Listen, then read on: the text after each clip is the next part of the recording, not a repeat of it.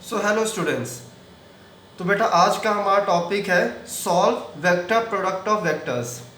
कल के video lecture में हमने डिस्कस किया था कि स्केलर प्रोडक्ट ऑफ वेक्टर्स और वेक्टर प्रोडक्ट ऑफ वेक्टर्स को हम लोग कैसे सॉल्व करते हैं। और मैंने आपको बोला था कि मैं आज आपको सिखाऊंगा कि बेसिकली हम लोग ये मैट्रिक्स मल्टीप्लिकेशन को हम कैसे सॉल्व करते हैं। तो यहाँ पे मैंने क्वेश्चन नोट डाउन करके रखा हुआ है, calculate the area of parallelogram whose two adjacent sides are formed by the vectors। Vector A given है और वेक्टर बी गिवन है, ठीक है। मतलब क्वेश्चन में हमको एरिया ऑफ पैरेललोग्राम निकालना है जहाँ पे उसके टू एडजेसेंट साइड्स हमको कितने दिए हुए हैं, तो वेक्टर ए और वेक्टर बी के फॉर्म में दिए हुए हैं, ठीक है। तो आइए सबसे पहले हम इसको vector A cross vector P, क्योंकि हम लोग को वेक्टर प्रोडक्ट निकालना है, तो vector A cross vector B हमने लिखा। ये क्या कर दिया हमने, इज इक्वल टू, अब हमने यहाँ पे आई कैप, जे कैप, के कैप मतलब एक्स वाई जेड हमने तीनों लिखा। अब बस वैल्यू सब्स्टिट्यूट किया, 3 4 के नहीं दिया हुआ तो के क्या हो गया 0, यहाँ -3 7 और 0। हमने सबसे पहले हमने इसको किस फॉर्म में लिख लिया है, एक मैट्रिक्स फॉर्म में। इस फॉर्म को हम लोग क्या बुलाते हैं, तो मैट्रिक्स फॉर्म। अब हम इसको डिटर्मिनेंट्स के तरीके से हम इसको सॉल्व करते हैं, ठीक है। तो अब जब इसके सोल्यूशन की तरफ हम जाएंगे तो हम सबसे पहले हम क्या काम करेंगे कि जब हम आई कैप के अलोंग हम लोग ने सॉल्व किया, देखो एक बात याद रखना है कि आई कैप पॉजिटिव साइन के साथ आएगा, जे कैप नेगेटिव साइन के साथ आएगा और के पॉजिटिव साइन के साथ आएगा। मतलब ये हर केस में फॉलो होगा, यहाँ चाहे पॉजिटिव दिया हो या नेगेटिव दिया हो उससे इंडिपेंडेंट होता है ये आपका। मतलब आई पॉजिटिव साइन, जे नेगेटिव साइन और के पॉजिटिव साइन, ठीक है। और ये आपका आता क्यों है, या पॉजिटिव और नेगेटिव साइन भी आपका ऐसा क्यों आता है, तो बेटा अगर आप 3 डायमेंशनल फिगर को अगर आप ध्यान से अगर आप रिकॉल करोगे, ठीक है, तो मान लो कि 3 डायमेंशनल फिगर में मैंने क्या लिखा है, इसको x y और z positive, x positive, y negative, इस तरीके से इसका आपका डायग्राम बनेगा, ठीक है। अब आइए अब हम इसको सॉल्व करते हैं कि हम इसको सॉल्व कैसे करेंगे। तो जब हम i को ले रहे हैं तो इसको हम लोग क्या कर देंगे, इस वैल्यू को हम लोग एज इट इज छुपा देंगे, ठीक है। अब जब हमने i के वैल्यू को छुपा दिया तो हम लोग का यहाँ j और k की वैल्यू हमें यहाँ पे बची हुई है, तो हमने इसको ऐसे करके लिख लिया 4 0 7 0 माइनस साइन जे कैप का। अब हमने क्या काम किया कि हमने j की वैल्यू को हमने छुपा दिया, तो वैल्यू हमारे पास फिर क्या बचेगी, तो 3 -3 0 0। अब हमने k साइड को छुपा दिया तो k साइड में हमारी वैल्यू क्या बचेगी, अब तो 3 4 -3 7। मैंने इसको इस टैबुलर फॉर्म में लिख लिया है। अब इसके बाद हम क्या करेंगे, तो इसके बाद अब हम क्रॉस मल्टीप्लाई करेंगे। मतलब पहले इसको मल्टीप्लाई करेंगे, मतलब पहले इस टर्म को मल्टीप्लाई करेंगे और फिर हम लोग इस टर्म को मल्टीप्लाई करेंगे और बीच में हमारा नेगेटिव साइन आएगा, ठीक है। क्रॉस मल्टीप्लिकेशन बेसिकली हम लोग करेंगे।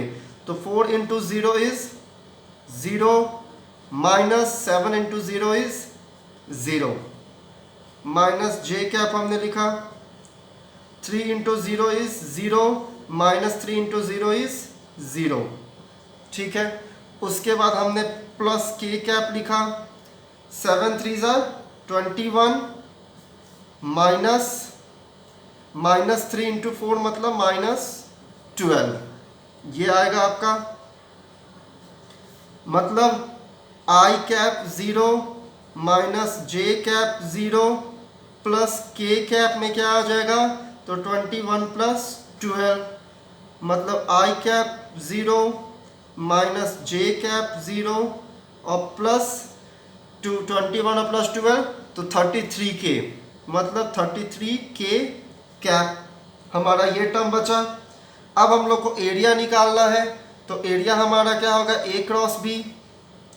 सो area of parallelogram A cross B अब हम निकालना है, तो इसके लिए हम क्या करेंगे, अंडर रूट ऑफ जो डेरिवेशन है बताया था बस, आई कैप का स्क्वायर जो वैल्यू है, जे कैप का स्क्वायर और प्लस के कैप का स्क्वायर, मतलब vector A cross vector B का आपको मल्टीप्लिकेशन आपको हमें कितना मिला, तो 33 यूनिट्स इसका आंसर आया है। ठीक है, और 33 स्क्वायर यूनिट्स, क्योंकि 33, ठीक है, तो इसका आंसर कितना आया आपका 33 स्क्वायर यूनिट्स। ठीक है, तो ये हमारा इसका आंसर आ गया। वेक्टर प्रोडक्ट इस तरीके से हम सॉल्व करते हैं। ठीक है, अब चलिए हम लोग एक अगला क्वेश्चन को लेते हैं। ठीक है, जो कि आपके नीट के एग्जाम में पूछा गया है। ठीक है, नीट 2004 के एग्जाम में आपका ये क्वेश्चन पूछा गया था। तो क्वेश्चन है आपका ऐसे कि डिटरमाइन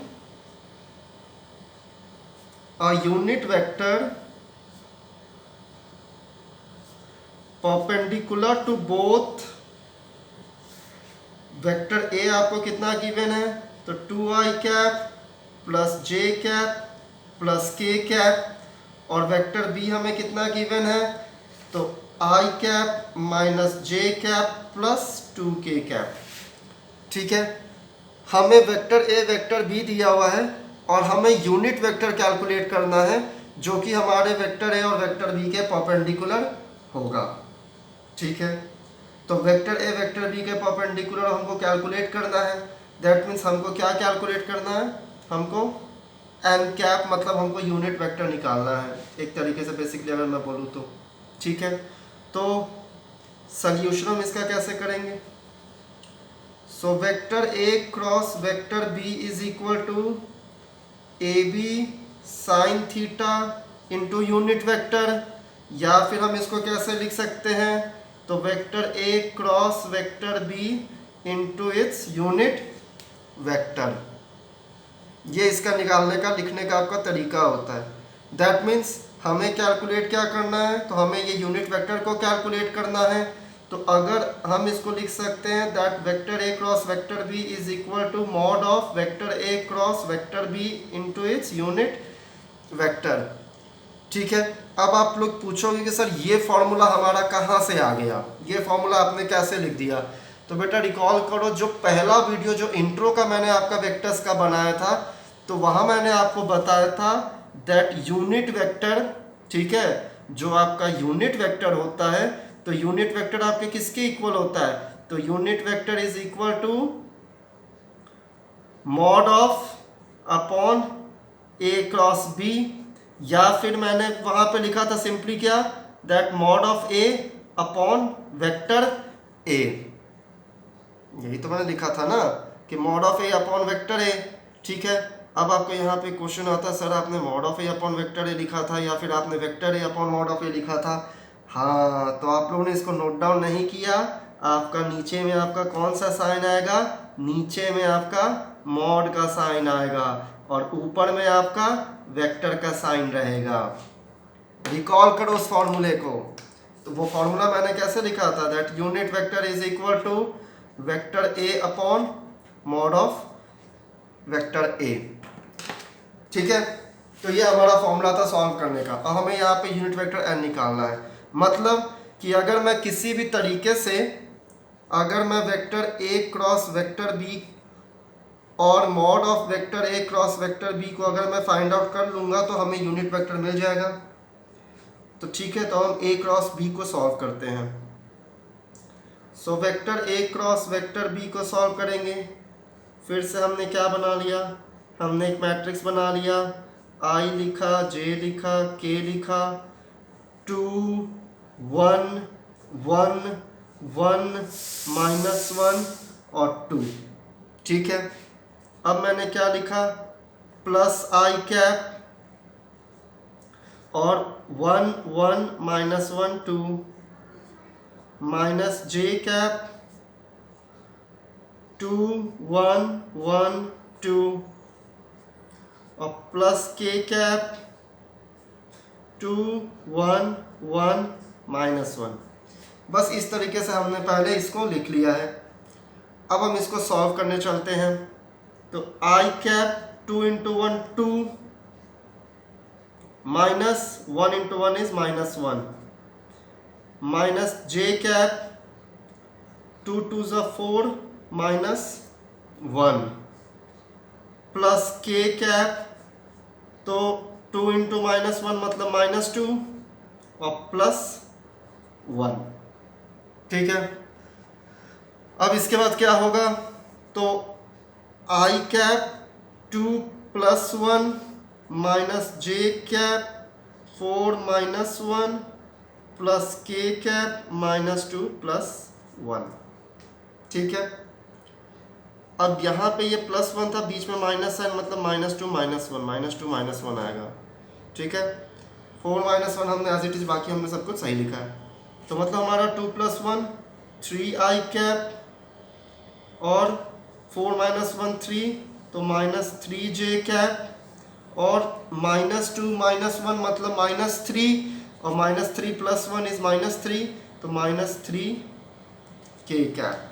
तो हमें वैल्यू कितनी मिली, 3i cap -3j cap -3k cap. तो अब मॉड ऑफ वेक्टर, ये तो हमारा vector a cross vector b का वैल्यू हमें मिल गया है। ठीक है, अब हमें क्या सॉल्व करना है, तो mod of vector a cross vector b निकालना है। मतलब हम क्या करेंगे, इस टर्म्स का बस हम अंडर रूट अभी कर देंगे, मतलब 3² प्लस -3² प्लस -3²। हमने यही किया, तो 9 + 9 + 9 मतलब √27। तो हमें वैल्यू क्या मिल गया, that vector a cross vector b की वैल्यू हमें कितनी मिली, मॉड का √27। ठीक है, जिसको हम क्या लिख सकते हैं, √, मतलब 3√3 लिख सकते हैं हम इसको फर्दर सॉल्व करके। ठीक है, और हमें a क्रॉस b की वैल्यू क्या मिली थी, तो हमें सिर्फ a क्रॉस b की जो हमें वैल्यू मिली थी वो हमें मिली थी 3i cap -3j cap -3k cap. अब हमारे फॉर्मूले के मुताबिक यूनिट वेक्टर हमें कैलकुलेट करना है। तो यूनिट वेक्टर कैलकुलेट करने का तरीका हमारा क्या होता है, तो vector a × vector b upon mod of vector a cross vector b या इंटू वेक्टर b। ठीक है, अब इसकी वैल्यू हमारी क्या है, तो 3i cap -3j cap -3k cap upon 3√3 हमने ये लिख दिया। अब हम टर्म्स को सेपरेट करेंगे, तो क्या आएगा हमारा, unit vector n is equal to 3i cap upon 3√3 -3j cap upon 3√3 -3k cap upon 3√3। 3 से 3, 3 से 3, 3 से 3 कैंसिल आउट, मतलब आपको यूनिट वेक्टर कितना मिला, 1/√3i cap -1/√3j cap -1/√3k cap. इसको हम ऐसे भी लिख सकते हैं, that unit vector n is equal to 1/√3 common ले लिया हमने, तो i cap -j cap -k cap. और ये हमारा क्या हो गया, इसका आंसर हो गया क्वेश्चन का, जिसमें हमें यूनिट वेक्टर निकालना था perpendicular to vector a cross vector b का। तो इस तरीके से बेसिकली हम लोग मैट्रिक्स का डिटर्मिनेंट्स के फॉर्म में मल्टीप्लिकेशन को करते हैं, मतलब हम लोग मैट्रिसेस को हम लोग सॉल्व करते हैं। ठीक है बच्चों, चलिए, थैंक यू क्लास।